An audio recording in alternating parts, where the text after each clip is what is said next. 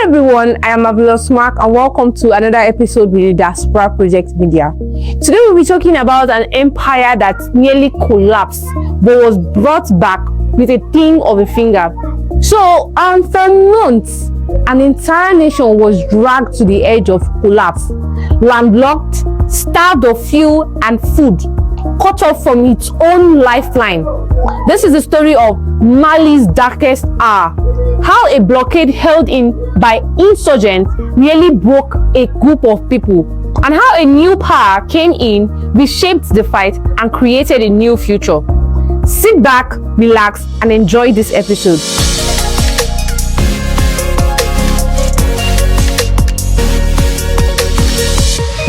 From despair to defiance, from isolation to reconstruction.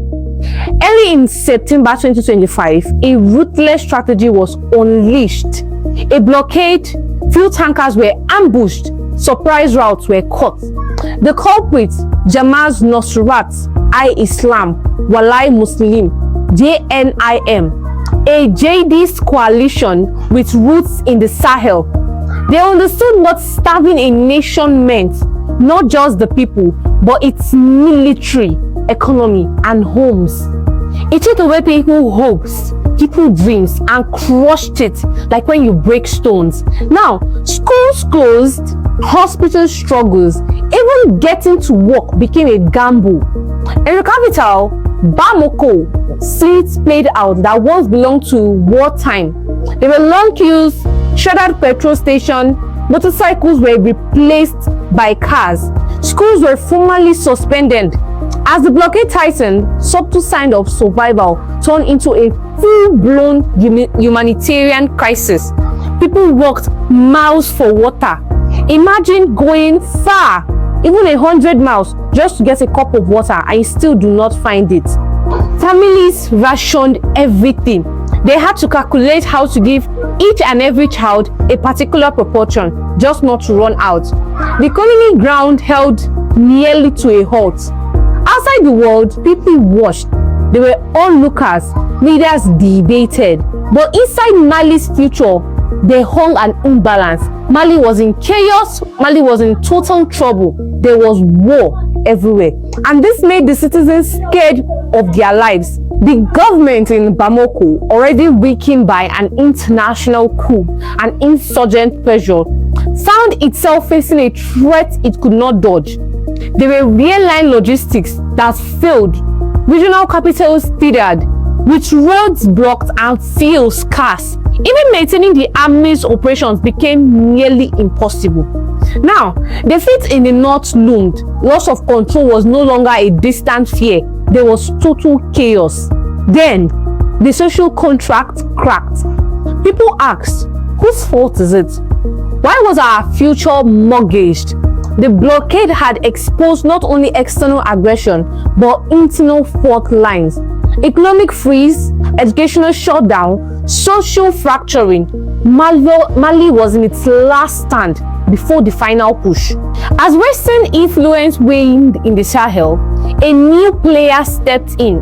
That is the Wagner Group, and later, the Russian-controlled African Corps arrived not just as mercenaries, but as strategic partners. Their arrival was more than boots on soil. Russia negotiated deals, fuel deliveries, military training, control over resources. In October 2025, Mali signed a deal that would change their life forever. They signed a deal that would allocate them 160,000 to 200,000 metric tons of fuel with Russia. Russia's logic was clear. Fill the vacuum left by departing Western forces, secure strategic assets, and reset power structures. To Mali's junta, it was a lifeline and a gamble. It was like gambling between life that had been placed by a hard rock and the sea itself. The insurgent had forced Mali into isolation. Russia offered connection, but at a price of control. Mali would become dependent, become under influence by the Russian Empire. The blockade wasn't just broken by military might, it was shattered by logistics, diplomacy, and strategic support. Russian convoys, field deliveries, new supply routes, the gears clicked. The blockade choke. Hold began to listen. In regional capitals previously cut off for years, Malian flags rose once more. Authorities resumed operation. Trade restarted. People exhaled. But this was no simple victory parade. The transition brought costs of human rights concerns, resource concession, and question of who truly held power. At this point, it was clear, but they still decided to hide the fact. Russian presence morphed from mercenary contractor to strategic overlord. They became the overlords at this point. In the last stand, Mali didn't just survive. It redefined its path. The freedom they claimed was not just from insurgents, but from isolation.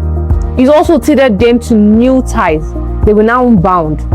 What does survival look like for Malians? It meant returning to school, getting fuel, rebuilding businesses. It also meant new realities. Russia's footprint, tap, tap, tap. Resource deals and shifting alliances. Russia was now present. Analysts warned that while the blockade ended, the underlying insurgency remains. The survival was real, but freedom is still contested. For Africa, the message is stark. In a world of power, where power shifts, the strongest hold isn't always the one with more friends. It's the one with the best connection. Mali's last stand may have been won, but its story is still far from over. A blockade that could have broken a nation was crushed, not by isolation, but by unexpected alliance. This is the untold story of survival and freedom, of how a country fought to stand strong again. But do you think they stand on their own 2 feet now? Mali's last stand wasn't just a fight for territory, it was a reckoning for power, identity, and future. These three. Subscribe to our channel for more real stories from Africa's frontline. We are going to be giving you back to back. So subscribe, like I said, comment, and also share this video to your friends who would like to know more about Mali. Thank you for watching. I hope you come back for our next episode.